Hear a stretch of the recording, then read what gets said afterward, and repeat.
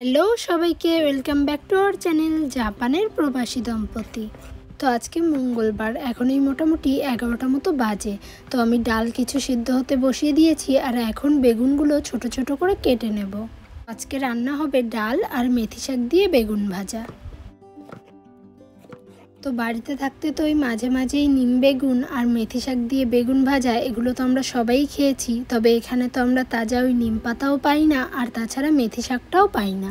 তাহলে আপনারা ভাবছেন তো যে মেথি শাক পাই না বললাম, তাহলে এখন মেথি শাক দিয়ে কিভাবে বেগুন বানাবো তাহলে আজকে আপনাদের সাথে শেয়ার করি।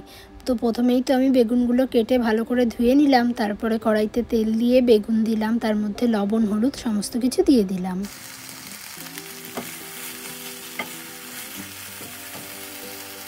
তো তারপর বেগুনটা না গলা পর্যন্ত একটু ঢেকে ঢেকে ভেজে নিলাম, আর তারপরে বের করলাম ওই কাসুরি মেথির কোটোটা। আর এরপর কোটো থেকে পরিমাণ মতো এই কাসুরি মেথি দিয়ে দেবো বেগুনের ওপরে, আর তারপরে ভালো করে মিশিয়ে নেব। আর খেতে কিন্তু এটা বেশ টেস্টি হয় জানেন তো, সেই মেথি শাক দিয়ে বেগুন ভাজার মতোই। তারপর খানিকক্ষণ নাড়িয়ে চাড়িয়ে নিয়ে নামিয়ে নিতে হবে, ব্যাস রেডি। আপনারা যারা এরকম বাড়ির থেকে দূরে থাকেন, আপনারা কিন্তু চাইলে ট্রাই করে দেখতে পারেন, এটা বিশেষ তিতেও হয় না। তো বিকালে উৎপল ডিউটির থেকে আসার পর একটু রেস্ট নিয়ে আবার আমরা বেরিয়েছি, আর এখন প্রায় এখানে 6:30 7টা মতো বাজে। দেখুন এখনও কতটা আলো রয়েছে। তো এখন আমরা এসেছি ওই যে দোকানটার থেকে আমার হেলমেট কিনেছিলাম না, সেই দোকানটাতে। তো আজ আমরা এখানে এসেছি উৎপলের বাইকের একটা কভার কিনতে। আসলে আমরা যে দোকান থেকে বাইকটা নিয়েছি সেদিন সেই দোকানটাতে উৎপলের বাইকের সাইজের কোনো কভার অ্যাভেলেবেল ছিল না, তো সেই জন্যই আমরা আজকে এই দোকানটাতে এসেছি। এসে ঘোরাঘুরির পর যখন কাভার খুঁজে পেলাম, তো উৎপলের সেই কাভারের ম্যাটেরিয়ালটা খুব একটা পছন্দ হয়নি, তাই জন্য আমরা এখন এখান থেকে না নিয়েই বাড়িতে চলে যাব।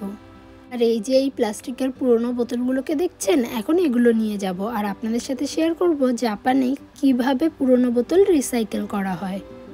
তো আমরা পৌঁছে গিয়েছি, এবার চলুন তাহলে এই বোতলগুলো নিয়ে ভেতরে যাই। তো আমি এই বোতলগুলো দীর্ঘ প্রায় 2 মাস ধরে জমিয়েছি, আর এই বোতলগুলোর লেবেলটা খুলে ফেলে দিতে হবে এবং এর মুটকিটাও খুলে ফেলে দিতে হবে।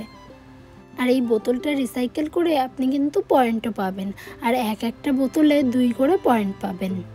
এর মানে হলো আপনি যদি একটা প্লাস্টিকের বোতল রিসাইকেল করেন, তাহলে ওই জাপানিজ টাকার 0.2 ইয়েন মতো করে পাবেন, যার মানে হলো জাপানি টাকার 20 পয়সা করে পাবেন।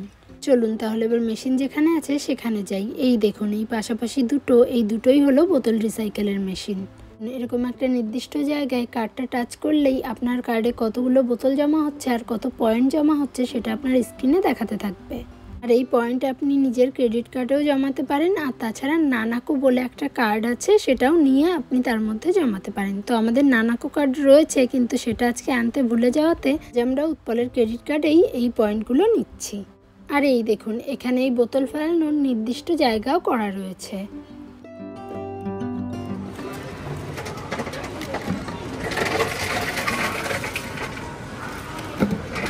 এতক্ষণ দেখলেন তো এর ভেতরে বোতল দিলে কেমন আওয়াজ হয়, সেই আওয়াজটাই আপনাদেরকে শোনালাম। এই মেশিনের ভেতরে বোধহয় বোতলগুলোকে একদম দুমড়ে মুচড়ে গুঁড়ো গুঁড়ো করে ফেলা হয়।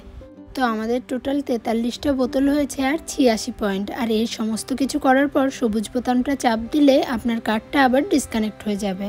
এরপর আমরা চলে গিয়েছিলাম উপরে ডাইসোতে, সেখান থেকে একটা জেসমিন টি নিয়েছি। আর এর গন্ধ জানেন তো, হুবহু একদম জেসমিন ফুলের মতো, কিন্তু বিশেষ কোনো টেস্ট নেই, ওই অনেকটা গ্রিন টির মতো, কিন্তু এই জেসমিনের গন্ধটা কিন্তু দারুণ লাগে। তাহলে চলুন আজকের ভিডিওটা এই বাড়ি যেতে যেতে এখনই শেষ করি। ভিডিওটি ভালো লাগলে অবশ্যই লাইক কমেন্ট শেয়ার এবং চ্যানেলটা সাবস্ক্রাইব করে দেবেন। আর ফেসবুক পেজ থেকে দেখলে পেজটি কিন্তু অবশ্যই ফলো করে দেবেন। আজকের মতো বাই, দেখা হচ্ছে আবার একটা নতুন ভিডিওর সাথে।